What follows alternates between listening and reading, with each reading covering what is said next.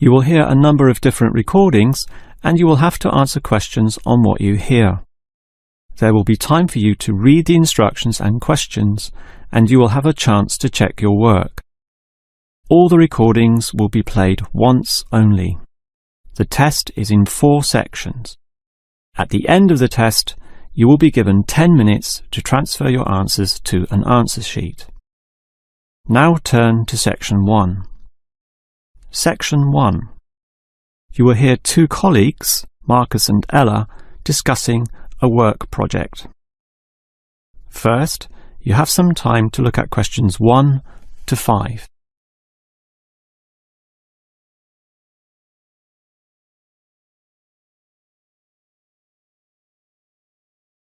You will see that there is an example that has been done for you. On this occasion only, the conversation relating to this will be played first. Okay, Ella, as you know, the deadline for this project is the end of the month, so we'd better plan it well. Yes, I've already been thinking along those lines, and I've decided we should divide this project into 3 phases. The pre-phase, then phase 1, and then phase 2, with strict deadlines involved for each one. The woman uses the term pre-phase, so pre-phase has been written in the space. Now we shall begin. You should answer the questions as you listen, because you will not hear the recording a second time. Now listen carefully and answer questions 1 to 5. Okay, Ella, as you know, the deadline for this project is the end of the month, so we'd better plan it well. Yes, I've already been thinking along those lines, and I've decided we should divide this project into 3 phases. The pre-phase, then phase 1, and then phase 2, with strict deadlines involved for each one. Given that we have to finish this quickly, that sounds good. Tell me more. The pre-phase is the simplest. We just need to allocate a space or a place to do our planning, and this space will need to be quite big. Sure, and we have to decide on the equipment needed as well. Remember the last project when we didn't have enough projectors to present our ideas? We lost lots of time there. Yes, that was a bad start. That's why, after the pre-phase is finished, I've allocated a mere 3 days for phase 1. That will involve drawing the plans. We'll need Jenna to help us. And Marco. Yes, but not Susan. Susan is just far too busy to participate, as much as I'd like her in the team. Let's just take Fred instead. He'll do. Sure, Fred's not as experienced as Greg, but I agree he'll do fine for this job. Then it's straight into phase 2. Collecting, collating, analysing and preparing the final report. Can we do that in 5 days? I think that's optimistic, which is why I scheduled 6. That's almost a week. Do we have that much time? We do, and with the right people, 6 days should see the job done. Who are the people for this phase? Arthur and Rob, right? No, Arthur's got other things to do, and Rob's on leave, so Mike alone will be the main man on this part. He's done it before, so it should be fine. But he may need some help with the smaller tasks, someone who is good with detail and procedures. Peter's not free at the moment, so I can arrange Leo to chip in some time and advice. Leo's very useful, particularly under pressure. And that's everything sorted. Well done, Ella. This report should certainly be ready in time. Before you hear the rest of the conversation, you have some time to look at questions 6 to 10.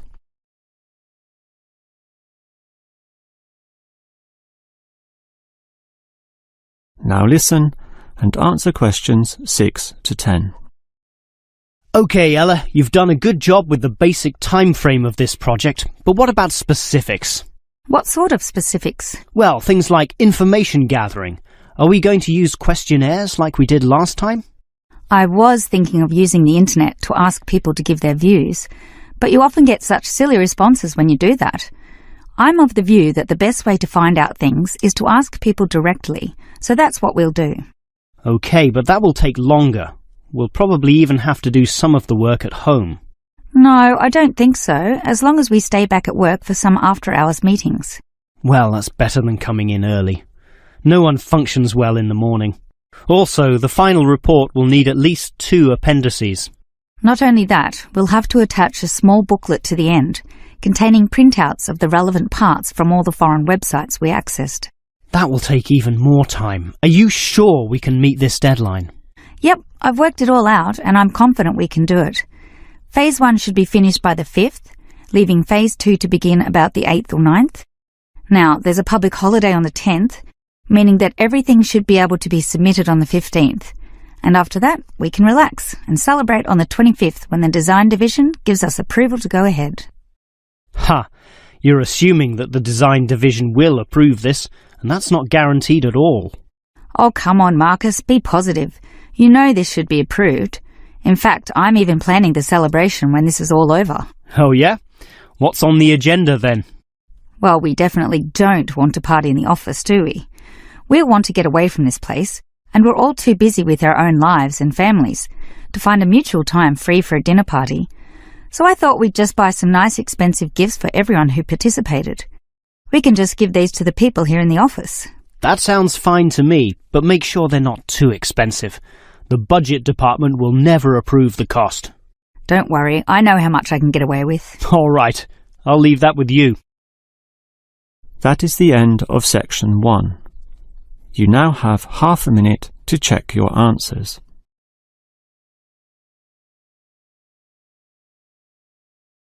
Now turn to section 2. Section 2. You will hear a maintenance worker talking to a university officer about some recent storm damage to the main building.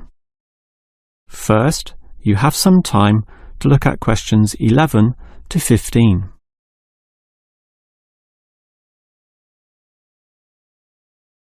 Now listen carefully and answer questions 11 to 15. Hello there. I was asked to tell you about the extent of the damage to the main building caused by the recent storm. Oh, that's right. I take it that most of the damage is just to the main building? It is indeed, since the building is so old. However, luckily, the damage is minor, and all of it can be fixed in one day, given that we have 5 people in our team. What will you be doing first? I understand you start at 8 in the morning. That's right, and we were going to remove the fallen tree, but we've been told there are exams that morning, and I'm sure the sound of those saws and other heavy equipment will disturb all the students. So instead we'll fix that leaky roof. That's a 4-hour job, since it involves substantial repair, not like fixing broken windows, which can be done quite quickly. So you'll fix the broken window after that, from midday? We could do that, but since we'll be working in the ceiling, it's more logical to get rid of those birds' nests there. It's a small job, but will require crawling inside the ceiling cavity, which is not an easy exercise, so that will take about an hour. But this is good, since by that time the exams should be over, and we can address that tree which has been blown over, after our 1-hour lunch break, of course. It will be quite noisy dealing with that, but it will be finished by 3 o'clock. Some of our staff will then leave to fix things on another site. An office nearby needs a new window. But 2 of us, including myself, will remain here to paint over that discoloured patch of wall in your office. Oh, good. It looks so horrible at the moment. Well, we'll certainly make it look good once again. And in the last hour of our working day, we'll fix up that problem with the wiring. Apparently the power doesn't go to one of the classrooms. Probably some water has gotten into the fuse box, so we'll just change a few wires and clean up the moisture, and it should be fine. Before you hear the rest of the talk, you have some time to look at questions 16 to 20.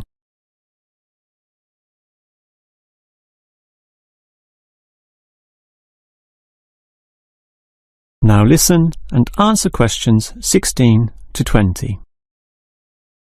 I certainly appreciate all the effort you and your team are taking to fix things here, but I do have one request. And what is that? You said you're going to paint the back wall in my office. Will it be the same colour as before? Yes, we'll make it a nice white colour. Well, that's the point. I'd prefer it to be yellow to match the furniture.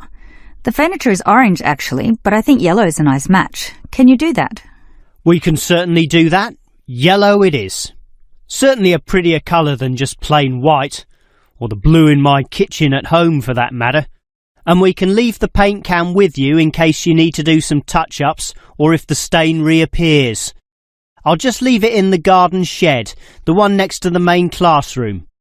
And incidentally, about those birds in the ceiling, I was just investigating and I heard the chirping of little baby birds in there, so there must be some young ones in a nest.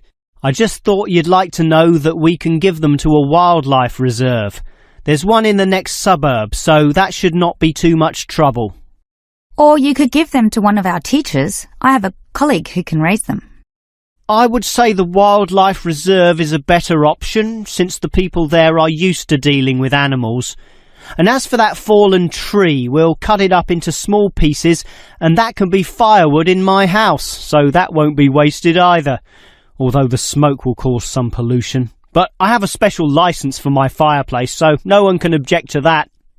I've noticed also that the university has a garden bin for the smaller items, leaves and sticks and bark and so on, so we can dispose of material in that also. You do have some waste piles out the back, but a proper garden bin means that the material will be recycled, and that's better for the environment, so you can rest assured we will use that. That is the end of section 2. You now have half a minute to check your answers.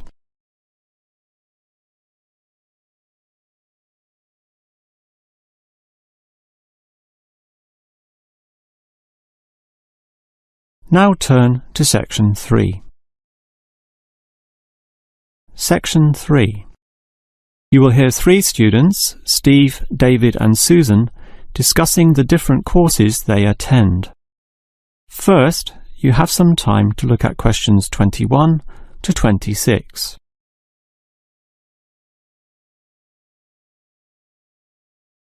Now listen carefully and answer questions 21 to 26. Well, gentlemen, we've almost finished our second semester at this university. What do you think of all the courses we attend? On the whole, I'd say they're quite good, apart from social history, which I find to be a little too inexact. Yes, the lecturer's style is also very, very dull. I certainly agree with you there, although I would say that the textbook is more interesting. Welfare State. The subtitle says, An Examination of Social Development in the 20th Century. Yes, Welfare State is a good book, but look how many pages it has. 458! I agree. It's just too long to be easily read. Far too long, although it's certainly well written in parts. Yes, and if you compare it to the textbook for cultural studies, what's it called? Inner Views, I think. No, that's the book for media studies, and we finished that subject last semester. The book you're thinking of is In Perspective. Oh, sorry, you're right. In Perspective. And the subtitle says, A Comparison of Social Groups. Somewhat interesting, wouldn't you say? Well, mildly so, as is the subject, dealing as it does with such a wide variety of issues. But the book itself certainly oversimplifies a very complex subject. I agree. I also got annoyed at its constant oversimplification. Life is more complicated than what it suggests. Yes, but what you call oversimplifying may well be considered clarifying. Look at this other textbook, Government in Action. Some may say that it also oversimplifies, but it must do so in order to present a coherent picture of an equally complex subject. Government in Action? Which subject? It's the textbook for political theory. Oh, I hate politics. That's why I don't like the active leadership subject either. And most of the stuff in that political theory textbook is based on the American system. You see, it's written by Americans, so it's not even relevant to us here. I'd agree with you there. It's not relevant to us at all, since our government uses the Westminster system. Yes, I suppose that is a problem. Before you hear the rest of the conversation, you have some time to look at questions 27 to 30.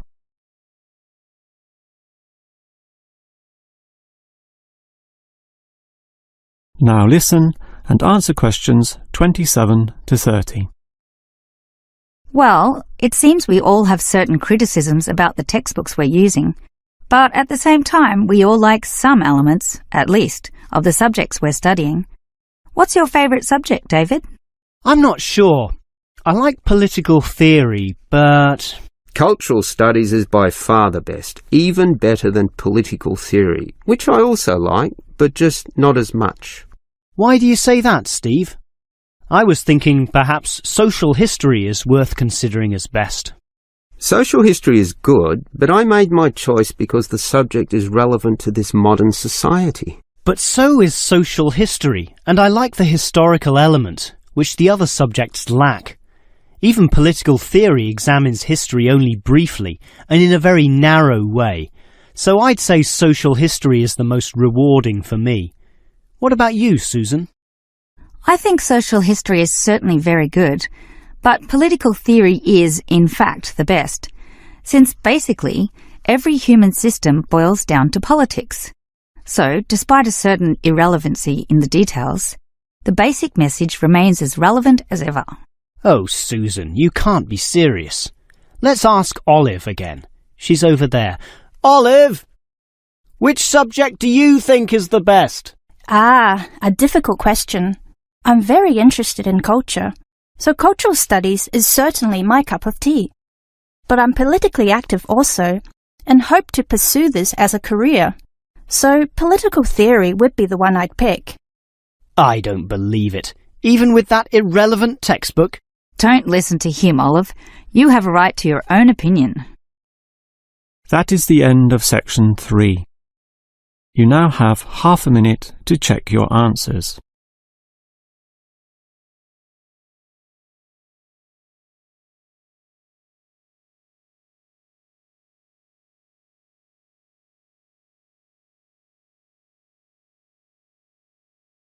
Now turn to section 4. Section 4. You will hear a lecturer talking about the movement of population towards cities.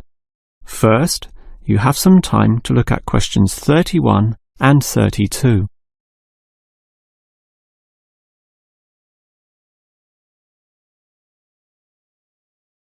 Now listen carefully and answer questions 31 and 32. If you consider the farms of old, the type your father or grandfather grew up on, they were small and labour-intensive, requiring lots of workers.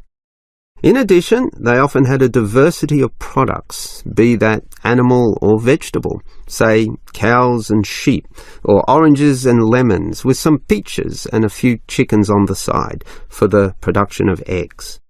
The many workers involved raised their families who needed products and support services, such as medical clinics and schools, so the small country towns had mercantile activity, storefronts and community participation with all ages present and a distinct town culture. And how it has changed.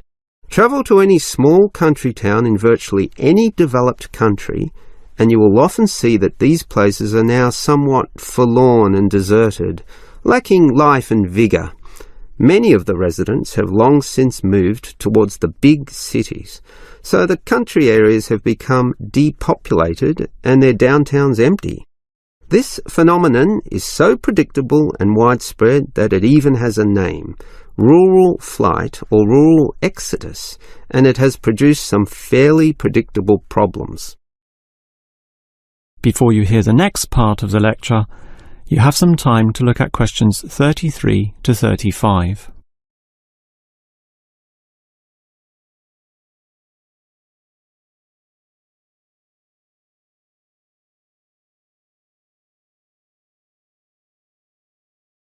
Now listen and answer questions 33 to 35.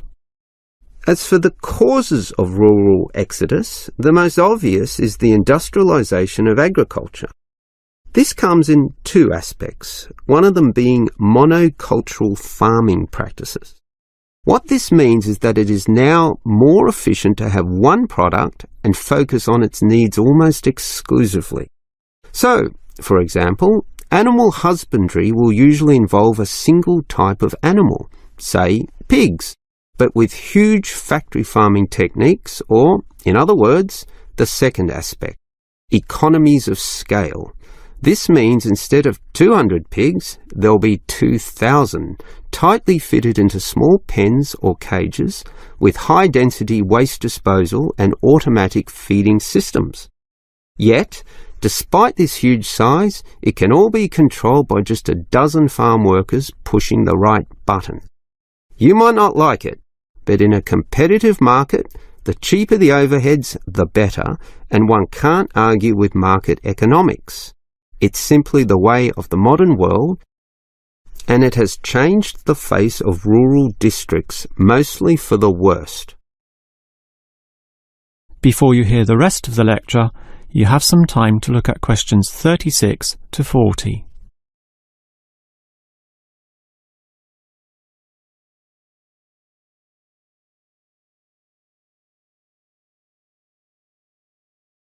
Now listen and answer questions 36 to 40. We can talk at length about the problem of rural exodus, but what about solutions? Well, there is certainly some cause for hope, since many are now feeling the negatives of increasing urbanisation, negatives which the countryside generally does not have. Thus, tourism, for example, is certainly one avenue of revenue and revitalisation. The most important consideration here is that the local residents themselves participate in developing such initiatives and deciding what happens, since outsiders, be they state government or city-based planners, do not fully understand the local settings, the possibilities which may be on offer, or the town culture, since even small rural areas can be highly distinctive from neighbouring ones. For example, the Daylesford area has developed a tourist industry based on the natural springs there, putting forward the angle that this water is relaxing and revitalising for the health. There has been the development of spas, saunas and small-scale accommodation within its picturesque hillsides.